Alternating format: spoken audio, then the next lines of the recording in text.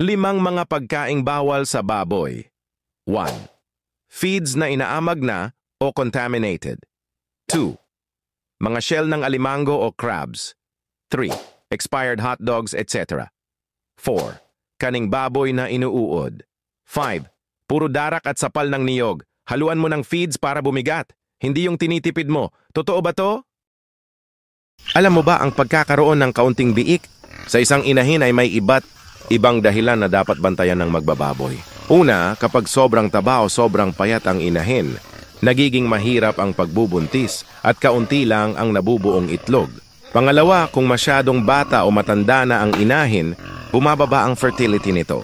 Malaki rin ang epekto ng nutrisyon kapag kulang sa protina, minerals at bitamina tulad ng A, D at E, nagiging mahina ang katawan at hindi nakakabuo ng maraming biik. Maaari ring magdulot ng problema ang mga sakit gaya ng parvo at PRRS na nakakaapekto sa reproductive system. Dagdag pa rito, kung mali ang timing ng pagpapakasta o insemination, mababa ang bilang ng mabubuo.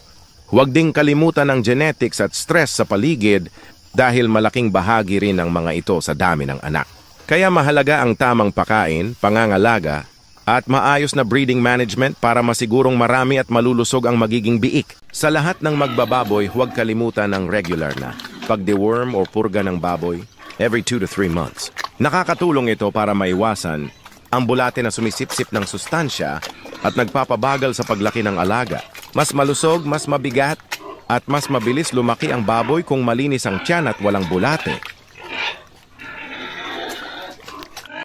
3 posibleng maging problema pag kanin baboy ang pinapakain mo sa mga alaga mong baboy. 1. Mabagal ang paglaki, hindi gaya sa feeds ang pakain na after 4 to 5 months pwede mo na ibenta ang alaga mo. Ang kanin baboy umaabot pa ng 6 to 7 months. 2. Hindi pantay-pantay ang paglaki, may malalakas, may mahihina, may payat, may mataba. Ibig sabihin, hindi efficient ang pagpapakain. 3.